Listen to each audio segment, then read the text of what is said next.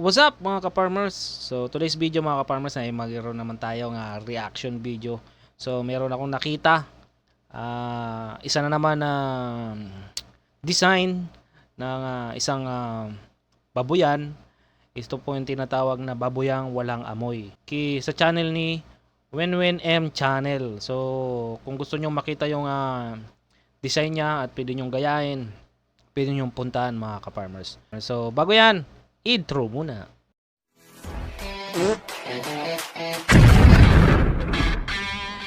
So yun, dito na tayo mga ka-farmers. So panoorin natin tong design ni Wenwen M Channel TV. Babuyang walang amoy with construction and design na siya. So tignan natin kung maganda yung pakagawa niya. Panoorin natin mga ka-farmers. May palakpakan agad. May palakpakan yung channel niya. Yun, huwag nyo naman kalimutan mag-subscribe mga ka-farmers. Kung hindi sa akin, doon na lang po kay Idol Wenwen M Channel.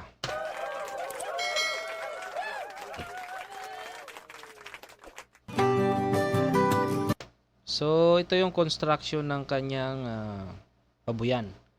So, nakikita nyo, is maliit lang ito mga ka-farmers. Parang 3x3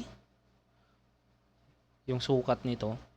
So, anong ilalagay dito ni Idol? So, babuyang walang amoy siya. So, dito sa may gitna niya mga ka-farmers is walang ano yan. Talagang lupa lang yan. Ginawa lang divider dito. Sigurado ako, kainan yan. Tapos dito, siguro ilalagay yung inuman ng baboy. So, kung hindi ko nagkakamali, kasi maliit lang siya mga ka-farmers, is lagayan to ng mga piik. And then, tignan nyo yung poste niya mga ka-farmers. Ganyan din po ginawa ko sa aking babuyan mga ka-farmers. Kasi napakatipid po niyan mga ka-farmers. Medyo maliles kayo sa gastos sa ganitong poste ng ating kulungan ng baboy. So panoorin natin.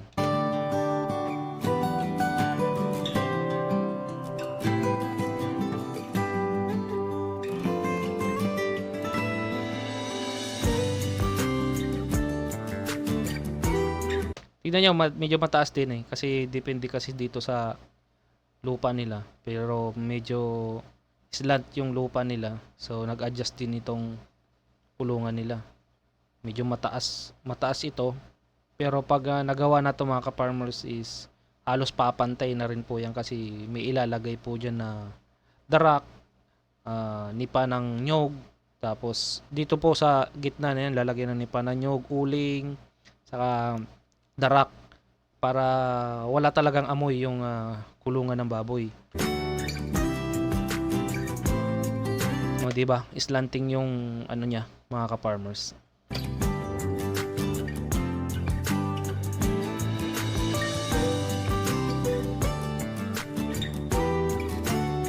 Ito ata yung pagsisimula pa lang ang ginagawa yung kulungan niya.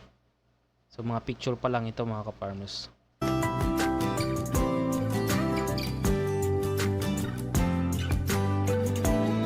Nice.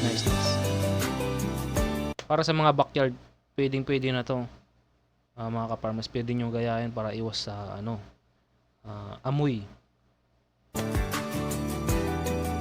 Ayan na mayroon na siyang water nipple. Yan inuman po yan ng ating mga baboy. Wait lang. Balik natin. Ito yung sinasabi ko kanina pa mga ka-farmers. Itong gitnang ito, mataas to. Kasi lalagyan to ng nyog, uling, saka yung darak. Yan may bubong na. Galing. Mataas din yung bubong mga ka-farmers Ayos din tong paggawa sa backyard din. Tapos may hose na rin po diretso sa water nipple yan. May drum din may nakikita akong drum. Sigurado ko may drum yun dyan. Inuman na ng kanyang mga baboy. Yan. Meron akong mga nakikitang mga kulungan na ganito mga ka-farmers. Mas makatipid ka pa. Ang ginawa nila ditong pangharang is kawayan. Yung kawayan po yung ginawa nilang kung ikaw ay baguhan pa lang at gusto mong gumawa ng kulungan ng baboy, pwede po ang kawayan dyan. Mas less sa gastos mga ka-farmers. Ang ganda rin, oh. Oh, ito yung ano nila sa tubig ng mga baboy.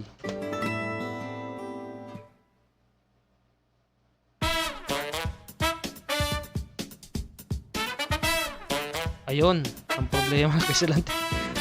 Kay Silante nga. Yan. Ayan na, ayan na. O, diba? Mga big, mga ka-farmers ang nilagay niya muna. So, yan. Ito, kainan ito. Sa may bandang left. Tapos, doon yung inuman, mga ka-farmers ng mga baboy. So, yan. Darak yan, mga ka-farmers. Oh.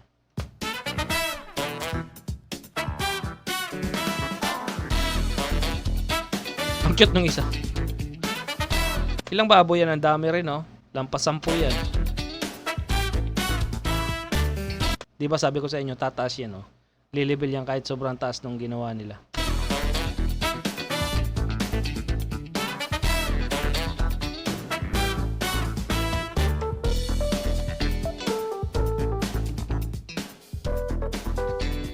Halo-halo yung ano, mga lahi, mga ka-farmers. Merong ano, pit train, saka durok. Yan. Yan yung mga lahi na nakikita ko. Lahi ng mga baboy.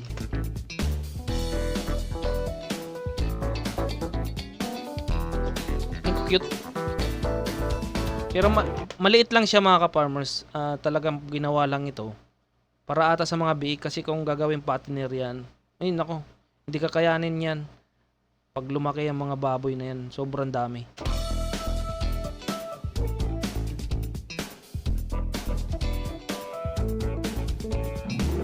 Ang ganda. Ang cute ng kulungan niya.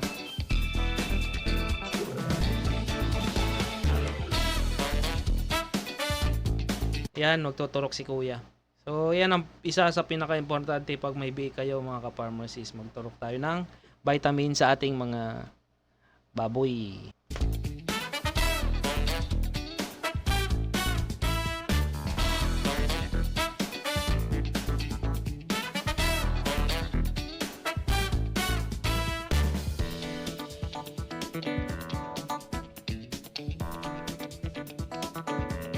Dapat meron ditong butas, oh, mga ka-farmers. Dito sa part na to, lagyan ng butas. Tapos dun sa kabila, may lock. Kasi kung gusto mong lilinisin mo siya, kailangan mayroon kang butas doon para merong labasan kapag nilinis mo siya. Kasi kailangan nating linisan yung mga ganito mga kulungan. Lalo na yung mga kainan, mga ka-farmers, saka dito sa water nipple. Kasi magkakaroon ng stock dyan ng tubig. Ang iba, mayroon talagang stock ng tubig dyan para paliguan ng mga baboy. Kung napanood to ng may-ari ng video na to, pa-comment nga sir kung ano, nilalagyan nyo ng tubig ito. Kasi alam ko nilalagyan ng tubig to eh.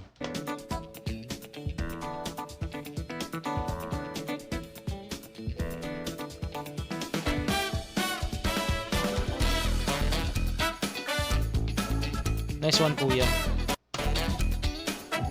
Yan, tinuro ka na ni kuya. Marking. Yun. Yan ang mahalaga pag naturokan nyo. Kapag naturokan nyo, mga ka-farmers, lagyan nyo yung marking para hindi kayo malito.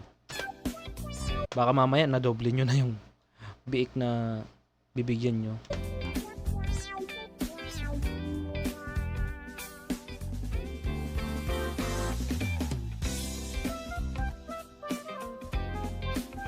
Ayun, oh, may drainage din siya. Ayan, oh. Labasan ng tubig. Pero kagandahan dyan, dapat meron doon sa kabila, may lock siya. Kasi kung gagawin mo siyang parang swimming pool na paliguan ng mga baboy, kasi ito biik to, hindi naman to kailangan paliguan. Kapag malaki na mga 2 months na or 1 month plus, ang gusto nang maligo niyan.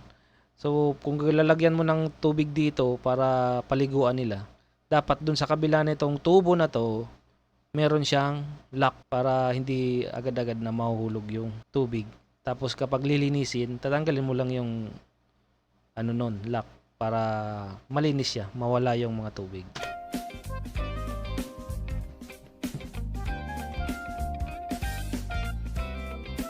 Inuulit ko lang, mga ka-farmers, hindi ako expert. Ako yung nagbibigay lang reaction video kasi ako baguhan din po ako sa pagbababoy. So naghahanap din ako ng mga gandang design, mga guide para sa ating baboy. Meron na po akong kulungan, meron akong dalawang inahin, meron akong fattener area, meron din po akong farrowing pen kasi inaaral ko din po ang pagbababoy talaga mga farmers. So itong mga ginagawa nating reaction video para makakita po tayo ng iba pang mga style ng kulungan ng baboy na makakatulong sa atin. Para mas ma-improve pa natin mga ka-farmers ang ating mga kulungan.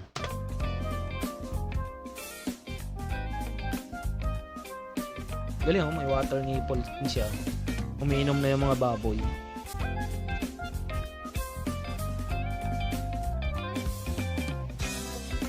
Yan, turok ulit. Yan pag nagtuturo kayo ng mga biik mga ka-farmers, mas maganda talaga sa puwet. Yan yung pinaka-advisable ng mga veterinaryo sa puwet, ang pagtuturok. Kapag malaki na, dito na yan sa may leeg, tinuturokan mga ka-farmers.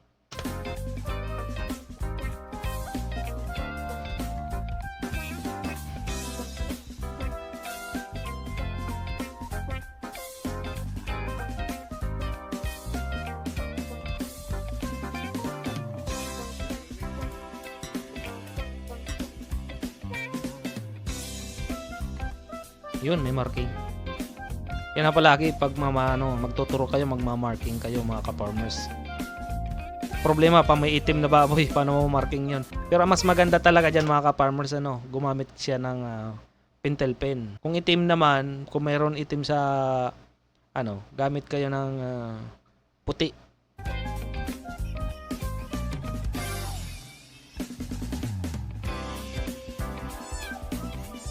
Yun, tinuturo ka niya sa liig, oh.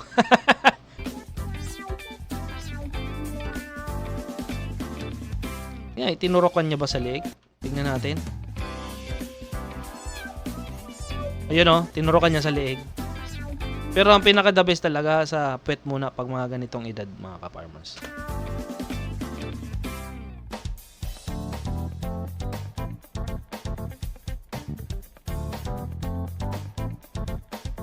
Magtuturok lang ata si kuya dito. Ayan. Ito yung kagandahan ng baboyang walang amoy mga ka-farmers, yan, darak. Tapos every week papalitan po yan mga ka-farmers. Inaalis yung hindi ko lang alam kung inaalis itong darak na ito or nilalagyan ng bago, kasi ang pagkakaalam ko inaalis din po yan tapos lalagyan ng bago.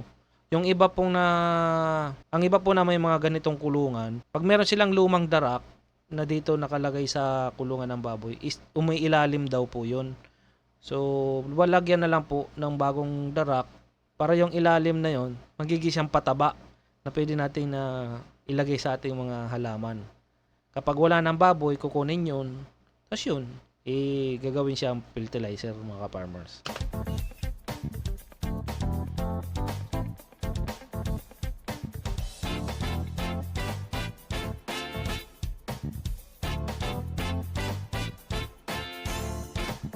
Ang ganda rin ng area niya eh. Yun. Yan, ang problema, hinabol niya na. Yan, na-markingan na. Uling ata ang ginagamit ni kuya pag marking.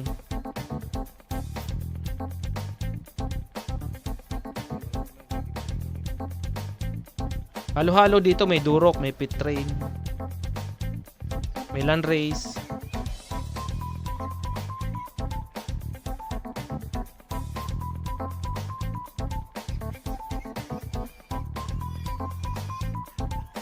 Itong kulungan na to mga ka-farmers, ewan ko kung papalaki niya ba yan dyan. Dapat hindi niya palakihin dyan sa kulungan na yan kasi sobrang dami niyan.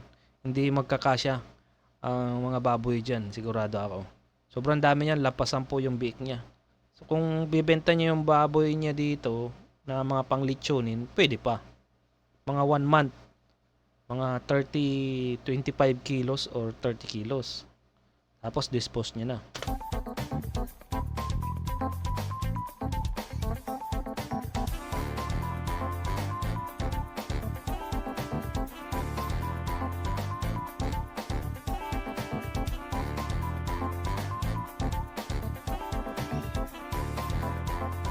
Pinakita na lang yung ano niya, tubigan, kung saan yung may drum.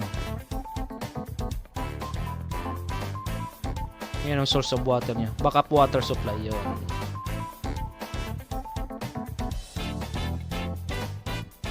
Nice, nice. May mga tanim din siya, oh. Avocado ata yan. Yan, avocado. Avocado yan, eh. Hindi ako nakakamali. Pinakita niya na lang yung ano niya, lugar niya. Oo nga, pinakita niya na lang. Ay, avocado nga, oh. Yan. Tapos na.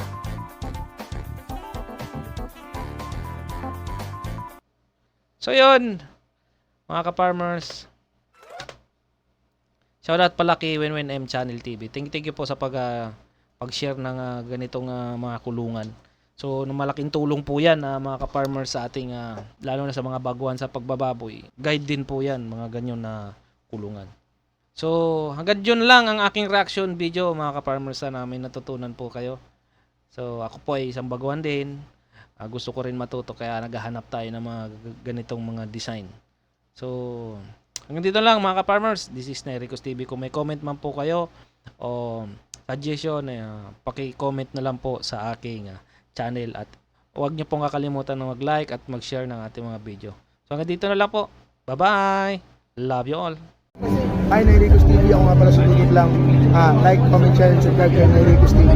Yay! Nericos TV, shoutout sa'yo. Like, comment, and subscribe. Power!